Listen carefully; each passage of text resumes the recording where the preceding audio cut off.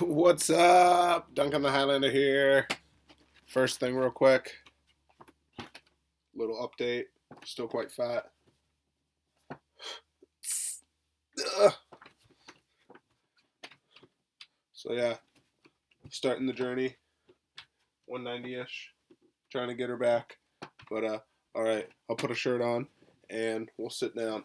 But, Duncan the Highlander here. This is my Bucks Naked Barbecue shirt. Be bold, guys. This is my Bucks Naked Barbecue shirt. So I guess this is going to be like a free advertisement for them. Because I thought it was a funny shirt. It says porked. This is going to be my response to those questions you guys gave me. And unless some of these things cross my mind right now, I'm probably just going to reply to these questions.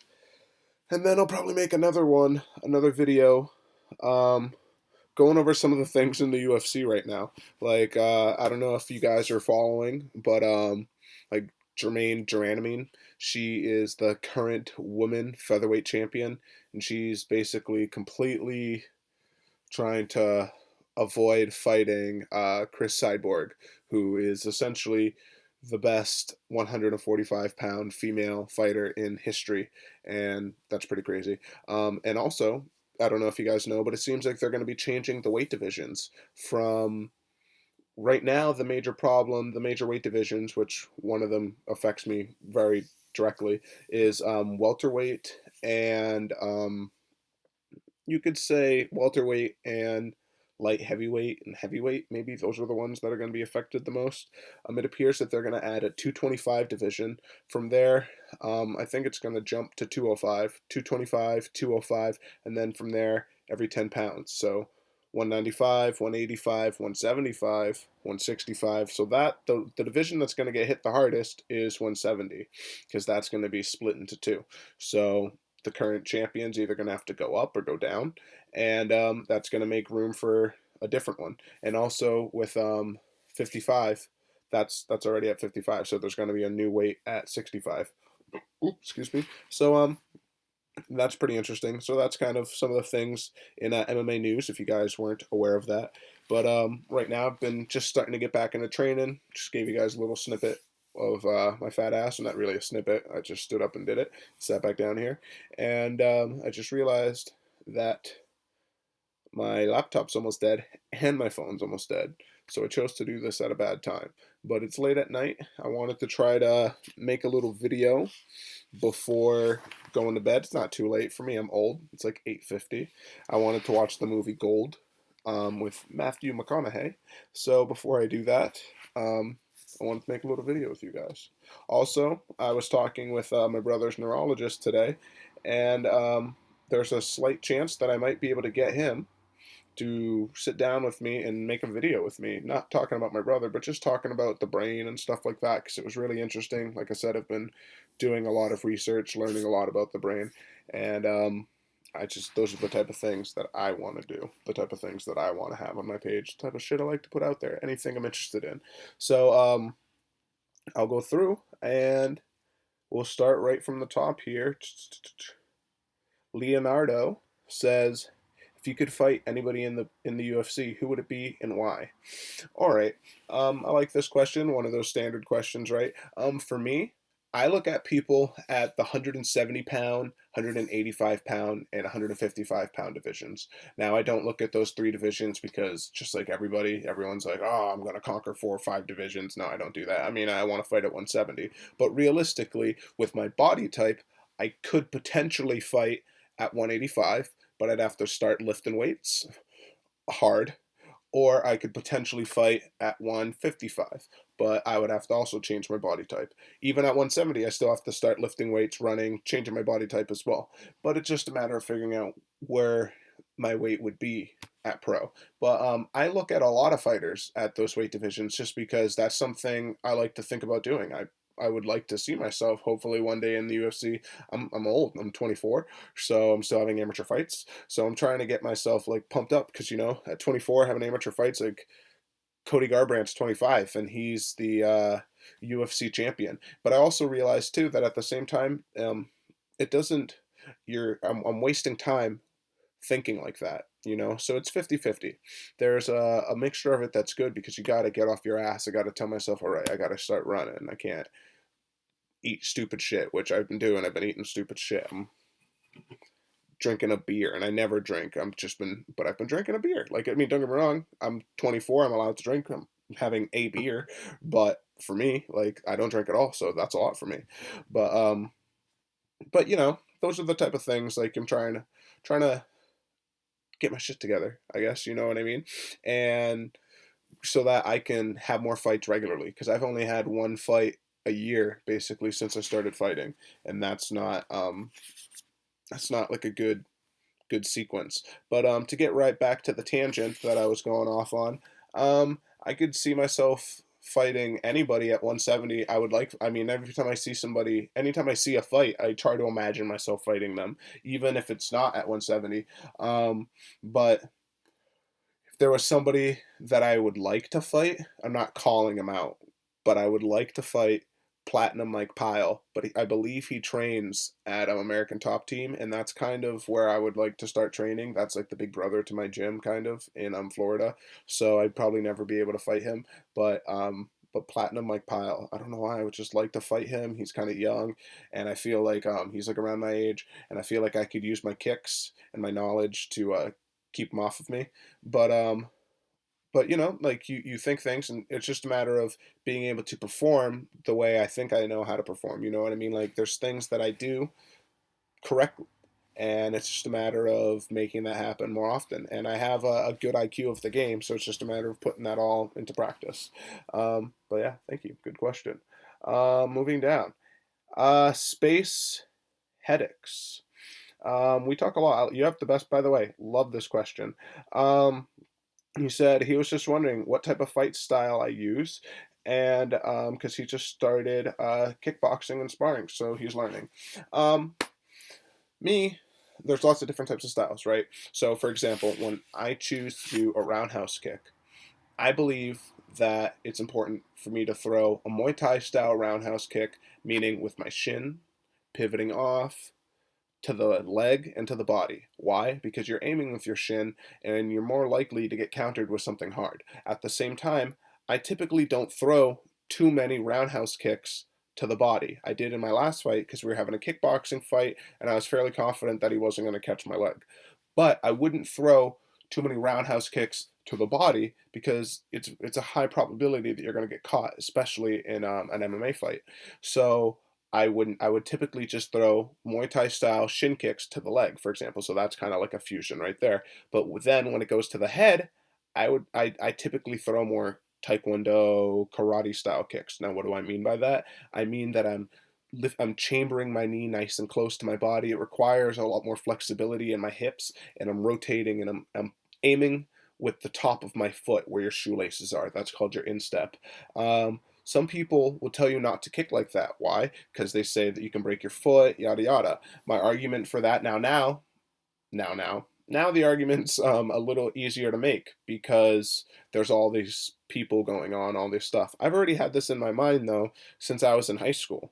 I knew what I wanted to do. My plan from the get-go for me was to train in a traditional martial art because when I first started watching the UFC, I took a tally and I realized that the best fighters at the time, which was George St. Pierre, Anderson Silva, those two were really like the top tier fighters, but even then coming up was like Machida. But I was finding that a lot of the best fighters at the time studied originally in some sort of traditional martial art. So I thought that was important to be able to be some fluid, to have something that was different. On top of that, I thought it was important to have something that other people weren't doing. And I thought that there would still be a way to incorporate those techniques into the game.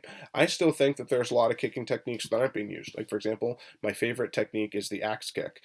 I didn't get to throw it last time, and now some people are using it, but I'm hoping to bring that in and use that a lot, and have that be kind of like my bread and butter. Another thing that's kind of interesting is like a down round, which is a Hapkido technique that nobody throws. Then, of course, this dude threw it on the last fight card with on the Alexander Gustafsson Glover Teixeira fight card. He threw a down round. Now he didn't do it correctly, and he wasn't able to sweep the guy but he didn't get countered either. He was able to stand right back up. But those sort of things, like, so yeah, I started with a traditional martial art because I thought it was important to get that sort of base. Ended up being Hapkido. That was the martial art that I found. Hapkido is a fusion of Taekwondo and Aikido. Basically, Aikido came from Japan when the Japanese went to, and Aikido basically is like that Steven Seagal stuff where they have this big hand, right? So, long, big round story. Everybody talks about like what style is the best. What's the best style? Is karate? Is this or that? Every style is great, but what you have to realize is that every style was developed for their own reason. You know what I mean? So Taekwondo was developed as a sport in the late '80s. You know what I mean? So Taekwondo is a sport, but it was developed from of a fusion of martial arts in Korea that used no hands. I mean, that didn't use weapons. Some that did use weapons, but they didn't have like guns and stuff like that. You know what I mean? So, and this was fused together, and it used a lot of jumping techniques. Why? Because traditionally, the way the story is told is because people were on horses and they needed jumping techniques to get people kicked off of horses or whatnot. So that's why they developed those techniques. You know what I mean? So each style is perfect, and they developed a system around what they needed to do at that time for real world combat. You know what I mean? So if they fought somebody who had this sort of thing, they had to develop a way to get around that. For example, Aikido. Aikido was developed in Japan. Why? Because you typically are in a big armor and you're fighting somebody else with big armor, not as big as knights, but pretty heavy, and you swing a sword and you only get one swing. The biggest misconception in sword fight movies is you see people bing, ding, ding. That doesn't happen in samurai movies or in a real samurai fight. Two people swing, one person dies, or you miss. That's why Aikido came about, because if you drop your sword and you're swordless and this dude's coming at you, that's why you see these people with this big arm like this doing these big swings at each other, and you're like, that's fake, that would never happen. It's because they're not practicing for you to be punched in the face. They're throwing a sword at you, like they're slicing you with a blade. That's why that's happening. With that in mind, now the whole thing looks 1,000 times more practical because they're doing it off of a sword strike, not off of a punch. Phone call. I thought that would be a slick way to move it back in together, but it just, the momentum's weird, doesn't feel right. So we're gonna just start all over again. But yeah, so what I was basically getting at is the origin of Aikido, which is the fusion, blah, blah, blah, blah, blah, blah. And that now that we're getting to Aikido involves the sword coming around, sword strikes. Hapkido, what it did was it took that circular motion and it brought it even closer, right? Because now they're working off of punches and stuff like that. And a lot of Hapkido is really practical in the sense, because like now if you Google Hapkido, you're going to Google Hapkido after this, and you're going to see this dude in this big long fighting stance, stepping and punching. And what you have to understand is, yeah, and that's not the most practical either. But what they're showing you is the perfect environment, meaning they're showing you somebody giving you a punch with a lot of momentum. Excuse me. And this person knows that this punch is coming with a lot of momentum, and they're demonstrating that technique. You know what I mean? That's all it is. They're not saying that this is what they're going to do every time. I used to be a bouncer, and Hapkido was definitely one of the best things for me for bouncing, because it allowed me to do a lot of things like restrain people when I was standing, which is not something that a lot, like everyone nowadays likes to tell you that jiu-jitsu is the best thing for self-defense. Jiu-jitsu, MMA, all that stuff might be the best thing for fitness and self-defense in general, because if you know something and the other person doesn't, but if you're trying to get like a security sort of curriculum, I feel like that might not be the best, because you're putting yourself on the ground and you never want to be on the ground. Whereas in Hapkido, you're not putting yourself on the ground if you don't have to. You're putting yourself in a top position. You know what I mean? It's all like, if I'm on the ground, you're already pinned with your face down. So we've never grappled at all. The takedown from standing gets you on the ground pinned. That's the difference, I guess, with Aikido. Now, don't get me wrong, that's not going to happen against a high-level wrestler or a high-level whatever. So that's another thing, too, is I think that people need to realize is that this is tailored for um, restraining people who typically don't have that much skill themselves. You know what I mean? So that's kind of part of what that's for.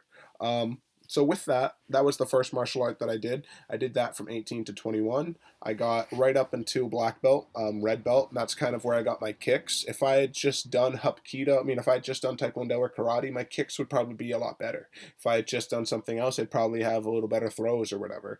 But I did Hapkido, which is kind of like MMA in the sense that it's a lot of different things. I had throw forms, takedowns, self-defense type things, gun defense, knife defense, multiple attackers, and a bunch of Taekwondo style kicks. So that's what I did from 18 to 21. I was an instructor there. And then that was my first real martial art. I left that to focus on MMA like I do right now full time. Not full time because I work. I work 40 hours a week. I plus so I work from 7 a.m. to 3:30 or 4, and then go straight to the gym until 8 o'clock, and then have a baby and never see my family, and that's my life. So the struggle, trying to live the dream. But so yeah, so that was part of what I needed to do though to develop my style. You know what I mean? Because I knew what I wanted. I wanted to have kicks, and in a beautiful world, I'd like to be able to incorporate some of the circular motion, some of those throws from Hapkido, but those things are harder to do when you're fighting another trained opponent. But the things that I have been able to incorporate is some of the flow with my combos, some of the flow with my ideology, with the things I see, with the things I look for, and my ideas. I try to have a funky style, I guess. So I don't know. I hope that answers your question in a little bit. On top of that, like I find fighters, I find things that fighters do, and I pick from everything. You know what I mean? So like I took a lot of time reading Bruce Lee's Jeet Kune Do. I took a lot of time studying a lot of like Jeet Kune Do practitioners, the way they throw their front leg side kick, front leg roundhouse, which they call their front leg roundhouse. They call the hook kick. They call it the hook kick because it comes on the same line as the hook punch, and that's what Bruce Lee thought. He was like, well, what we should call that the hook kick because it's the same as a hook punch, and he thought that the hook kick, which we traditionally call a hook kick, should be known as the reverse hook kick.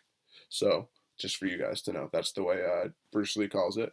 But but I know I studied a lot of like his style or a lot of the Jeet Kune Do like methodology of how they chamber their kicks to throw their roundhouse kicks versus how traditional karate people chamber their kicks to throw their roundhouse kicks versus how Muay Thai people swing through to throw their roundhouse power kick or whatever. So I don't know. There's a lot of like little different things that I look at that I try to pick from people. Sanchai, I love a lot of Sanchai's techniques.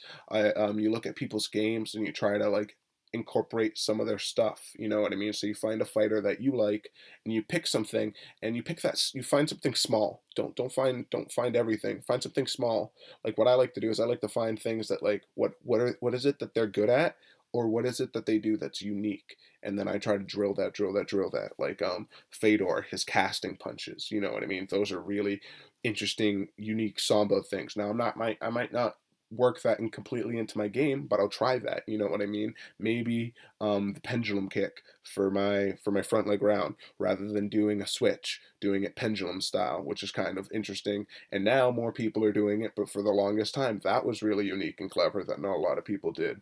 Or maybe just different things. Like now people are working with switching their stances a lot. That's the big thing. So now what am I trying to do is I'm trying to do switching my stances, but on top of that trying to do spin kicks on the other side on the different spun stance. You know what I mean? So it's trying to figure out if you can be the person that's pushing the game and trying to find a way to do it. And then also, what I've been learning is trying to do it before anybody else. Because I thought about this stuff way before Edson Barbosa even spin kick this guy. I have a video of me doing a tornado kick to spinning hook kick, sparring with one of my friends, and then that clip gets famous when Conor McGregor did that sparring with Adam Lobov. They're like, "Oh my God, Conor McGregor's so crazy."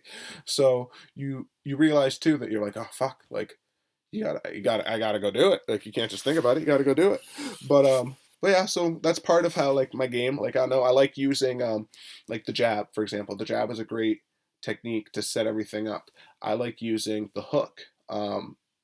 Traditionally in the way that people would use a jab, kind of like Roy Jones Jr. did. Why? Because that's something Roy Jones Jr. did. So I like seeing if that's some people can't do that. So you find something and you play with it. So I played with using, I found some setups that Roy Jones Jr. did, watched a lot of his fights, saw how he used his hook, how explosive he was, and tried to see if I could develop a hook like that.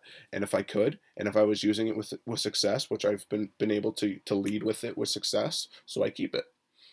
If you can't, then you get rid of it. You try something else, and that's just it. You just keep going through, going through. I really liked that question, so I kind of stuck with it for a while because I just thought that was a really good question. So somebody else asked me, Jacuzzi, like that name, asked me which one would I do, UFC or Bellator? Well, the truth is that yeah, Bellator pays way more, but deep down in my heart, like you want to go into the UFC. I mean, actually, really, Bellator pays more if you only see yourself getting so far. I guess to some extent. I mean, that's not entirely true because even great fighters end up going to Bellator, but those guys never would have gotten as high as they were if they had started with Bellator. So like not Roy Jones Jr., Roy Nelson, he's now fighting at Bellator, but he never would have been able to even get that bump if he started at Bellator. You know what I mean? Like, not, I mean, besides what Jacare, not that no, Hector Lombard, not that many fighters come from Bellator and stay in the UFC big. Eddie Alvarez, obviously, but not too many. Um, Ooh, was my last fight in Combat Zone. Um, do do do do do. Who would I rather be, the Flash or Superman? Probably Superman. Um, okay. Kyle Turner asked me what got me into fighting. It's kind of interesting, especially now that my little brother is in the hospital and stuff. But it's kind of my little brother who kind of got me into fighting. Him and a mixture of things. My dad is not very alpha, so I always knew that I needed to find a way to like defend myself, and I needed to have something to be more just more alpha. I guess I don't know. My dad's not into like sports or anything like that, and when my mom met my stepdad, I finally had somebody who was more into sports, but he's not like super into sports, and I was kind of past that time. I wasn't into sports. I don't like football, baseball, basketball, anything. I liked video games, play a lot of video games, but I don't anymore because I found martial arts. When I find something, I get into it, and I just found it, and that's all I think about now. That's all I do. But but yeah, so that's essentially it. My little brother came into the room one day and turned on. He was like, "Hey, this fight's on." I don't know why he thought I liked fighting, so I put it on, and I don't know why he had, because at that time I'd never even really been into watching fighting, but I was like, okay, so I watched it. And it was Brock Lesnar versus Randy Couture, UFC 100, and that's the fight that got me into watching, got me in love with fighting and into the UFC and shit. Even though Randy Couture lost that fight, just the size difference, I was like, holy shit, this guy looks so big. How could those people even be fighting each other? And Randy Couture was like he was holding his own for a long time. I got pumped. And at the time, I didn't really know anything about fighting, so I thought Randy Couture was doing really good. But to be honest, I don't even know really. Like, it's funny when you watch a fight and then you go back and you watch the fight later and then you go back and you watch the fight later, because every time you learn more and more, and you can see it differently. There's a quote from Terrence McKenna, and I'm gonna butcher it, but it says that as the fire of knowledge grows, so does the darkness of our ignorance, or something among those lines. But basically, it's like as you learn more, so don't you realize that it only illuminates the surface of your ignorance? That as you're learning more, you're only realizing that you're learning more to know that you only know less.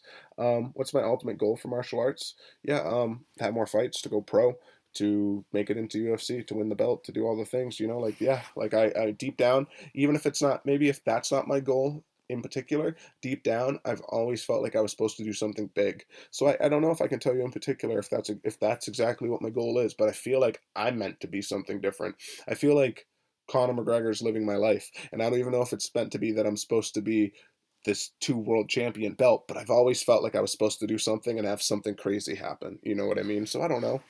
I don't know if that makes sense. I mean, I'm sure everybody feels like that, but that's just what I felt. Um, do do do do do do do do do. When was my first fight ever? I've had many fights, but not to like brag or boast, but my first fight ever was when I was probably 6 or 7 years old, and I was in Brazil, and I was from America, and they were teasing me. And I lived in Boston at the time, where I was born in Boston. And in Portuguese, the word for shit is bosta. So I was telling people that I lived in Boston, and all these kids said, "You lived in shit? You lived in shit?"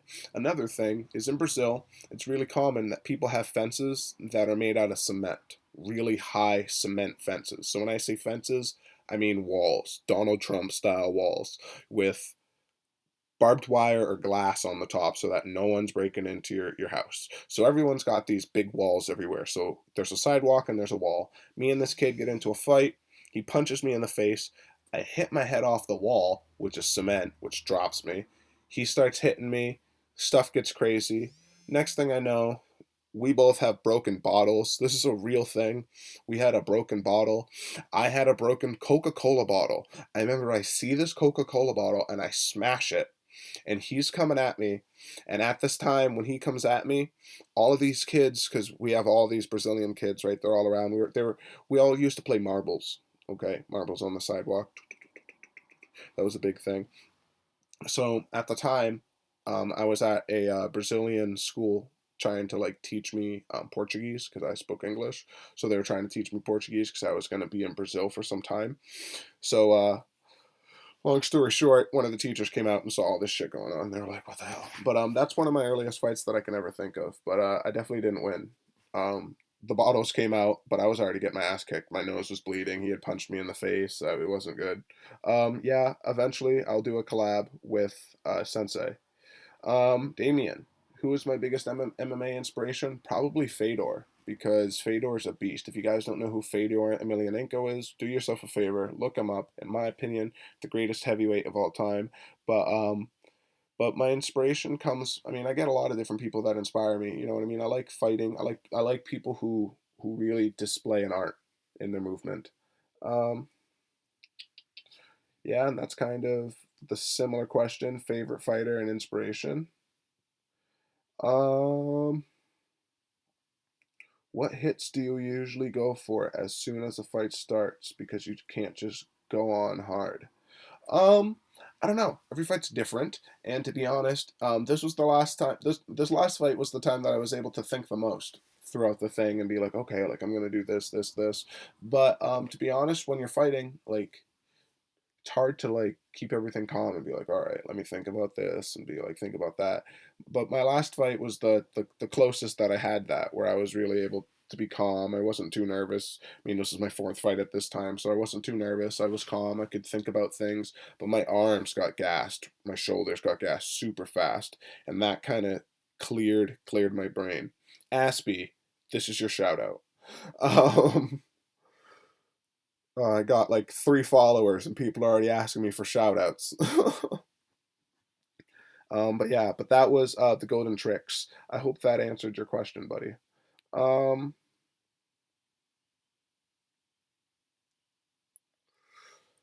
okay, you know what? I think this is just going to be good for right now. I'm going to go through this. I could always come back and answer these same questions. And if you guys want, you guys can leave more questions down in the bottom below here. Maybe if I have the time, I'll edit out a little bit of it to make it a little smaller, a little more coherent. Da da da da da da da da da da. But I probably won't because I don't got that time, guys. Half the reason, by the way, you guys are like, yo, I like how the kind of like gritty quality of this shit. Why? Because I ain't got time to be fucking editing videos, okay, guys? I work a job, I have a baby, and I'm trying to train. The videos are what I do when no one's at home and the baby's asleep, okay? So I can only do so much shit. So editing, putting on music, putting on all that stuff. That's why I'm saying, guys, please get at me at Duncan the Highlander, GoFundMe, fucking Kickstarter. If you guys have anybody that you know anyone who owns a business who might want to get some sponsors on here, it's coming soon, guys. I'll be getting more vids. Get some shares. Help me out, and then I can help you. Help me. Help you. Help me. Help you. All right, guys. Let's be bold together. Uh, Thank you. They'll be better. Peace.